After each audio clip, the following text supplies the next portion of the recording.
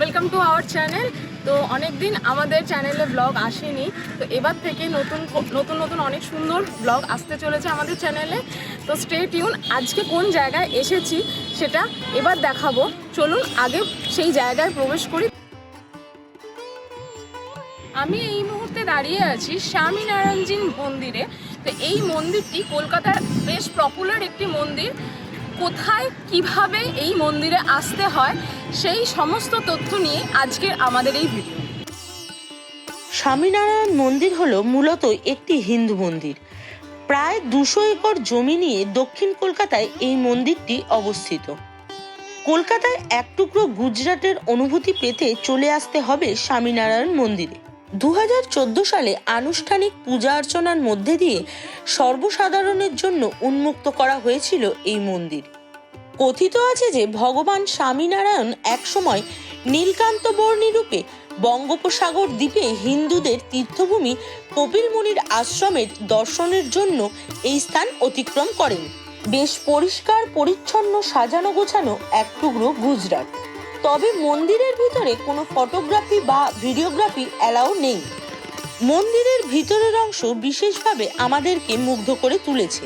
তবে কথা দিতে পারি, মন্দিরের ভিতরের অংশ আপনারা চাক্ষুষ করলে আপনাদেরও মন মুগ্ধ হয়ে যাবে। এই মন্দিরে আসতে গেলে কিছু বিধিনিষেধ আছে, যা আপনারা স্ক্রিনে দেখতে পাচ্ছেন। মন্দির খোলার সময় হলো সকাল 7:30 থেকে দুপুর 12টা পর্যন্ত। আবার পুনরায় বিকেল 4টে থেকে সন্ধে 8টা পর্যন্ত খোলা থাকে। মন্দিরে মোট 5 বার আরতি হয়। সকাল 6টার সময় হয় মঙ্গল আরতি এবং 7:30টার সময় হয় সিঙ্গার আরতি। 11:45-এ হয় রাজভোগ আরতি, আর সন্ধে 6:45-এ হয় সন্ধ্যা আরতি, আর রাত্রির 8টার সময় হয় শয়ন আরতি। গর্ভগৃহে রয়েছে ভগবানের সোনার মূর্তি, যেখানে আপনারা এই মূর্তিকে স্নান করাতে পারবেন 50 টাকার বিনিময়ে। সাথে পেয়ে যাবেন ভগবানের প্রসাদ। মূল মন্দিরে ওঠার ডান দিকে জুতো খুলে আপনাদের মন্দিরে প্রবেশ করতে হবে। মূল মন্দিরের দুপাশেই রয়েছে ছোট ছোট দুটি মন্দির। রথযাত্রা ও দীপাবলিতে এখানে অন্নকূটেরও ব্যবস্থা আছে এবং সর্বসাধারণের জন্য সেই সময় মন্দির উন্মুক্ত থাকে। সারা বছর দেশের বিভিন্ন স্থান থেকে বিশেষভাবে জানুয়ারি মাসে গঙ্গাসাগর মেলার সময় প্রচুর তীর্থযাত্রীর আগমন ঘটে। এবার আসি স্বামীনারায়ণজীর মন্দিরে আপনারা কিভাবে আসবেন। জোকা মেট্রো স্টেশন থেকে ডায়মন্ড হারবার যাবার পথেই পড়বে এই মন্দির। এছাড়া ধর্মতলা থেকে আমতলাগামী যে কোনো বাস ধরলেই আপনারা স্বামীনারায়ণ মন্দিরে আসতে পারবেন। এই হলো মন্দির, মন্দিরের চূড়া মেন, আর ঠিক তার তলায় গর্ভগৃহ পর্যন্ত যেতে দেওয়া হয়। তো আমরাও গেছিলাম গর্ভগৃহতে। তো সেখানটা এত সুন্দর, জাস্ট ধারণার বাইরে। মন্দিরে আসলে গর্ভগৃহতে অবশ্যই আপনারা একবার দর্শন করবেন। এলাম রোদে রোদে, এখন নেমে গেছে বৃষ্টি। তো মন্দির থেকে বেরোনোর সাথে সাথেই বৃষ্টি ফোঁটা ফোঁটা শুরু হয়ে গেছে। তো এখন আমরা যাচ্ছি যেখানে প্রসাদ দেওয়া হয় সেইখানটা দেখতে।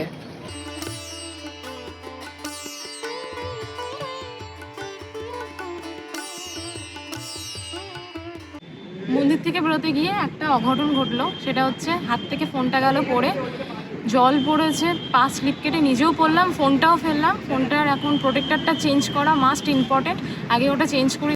ক্যান্টিনে গেছিলাম, বাট ক্যান্টিনে জিনিসের তুলনায় খাবারের দামটা একটু বেশি হওয়ায় আমরা আর ভেতরে কিছু খাওয়া দাওয়া করলাম না। বাইরেই বেরোচ্ছি, বাইরে বেরিয়ে যা ব্রেকফাস্ট করা তারপরে আমরা করবো। আর রইল বাকি তার সামনে একটা বুক স্টল আর গিফটের দোকান আছে। তো সেখানেও আপনারা চাইলে বিভিন্ন ধরনের জিনিসপত্র কিনতে পারেন। ফটো আছে, বিভিন্ন ধরনের গিফট আছে। তো আমরা বেশ একটুখানি ঘুরে দেখলাম, বাট ওখানে বেশি কিছু ভিডিও করতে দিচ্ছিল না, তাই জন্য আর করা হয়ে ওঠেনি। তো যাই হোক, যাই এবার ফোনটাকে আগে প্রথমত ঠিক করি, তারপরে কোথায় যাই এরপরে দেখা হচ্ছে। এখন আমি যে জায়গাটায় দাঁড়িয়েছি এটা হচ্ছে পার্কিং লট। এই আমার পিছনটা পুরো দেখতে পাচ্ছেন, বিশাল বড় একটা পার্কিং লট। ঠিক আছে, যে কোনো ধরনের গাড়ি আপনারা রাখতে পারবেন। আর এইটা হচ্ছে কাউন্টার, এখানে টিকিট কাটতে হবে। আমি টু হুইলার নিয়েছি, যে কারণের জন্য 20 টাকা নিয়েছে। এই হলো পার্কিং লট। বৃষ্টি চলেছে, বৃষ্টি। আর কোথা থেকে এত মেঘ গেলো, দিয়ে ওখানে একটুখানি বৃষ্টি হচ্ছিল, দেখে আমি ভাবলাম যে একটু কমেছে, তো চলো যাওয়া যাক, আগে ফোনটা ঠিকঠাক করা যাক। আবার বৃষ্টি চলে এসছে, রাস্তা দাঁড়িয়ে দারুণ হাওয়া দিচ্ছে। বৃষ্টি যত না হচ্ছে, হাওয়া দিচ্ছে, একটু গাড়ি নিয়ে এগোতেই পারছি না। কি অবস্থা! হোক বৃষ্টি হোক, হাওয়া যা গরম করেছে, একটু শান্ত হোক পরিবেশটা। সবাই তো অতিষ্ঠ হয়ে যাচ্ছে, আমরা না এসিতে থাকি। বছরের প্রথম শিলাবৃষ্টি, এখান থেকে আসতে ভাবলাম বৃষ্টিতে ভিজতে ভিজতে যাবো, এত বরফ পড়ছে, ভাবছি ওটা হাত পায়ে এত নাচছে কেন, কে মারছে, কি শিলাবৃষ্টি হচ্ছে। এক্সপিরিয়েন্স সিকিম, গ্যাংটক। টালিগঞ্জ এখন দীঘার সমুদ্র। এই দেখুন কি অবস্থা।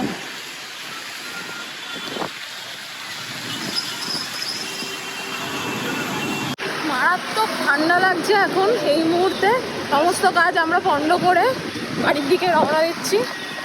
তো যাই হোক, ভিডিওটা আমি এখানেই শেষ করছি। ফিরে আসছি আবার একটা নতুন ব্লগ নিয়ে। ততদিন বন্ধুরা ভালো থাকবেন, সুস্থ থাকবেন এবং সবাইকে সুস্থ রাখবেন। প্রচণ্ড ঠান্ডা লাগছে, বৃষ্টি পড়ছে। Tata tata.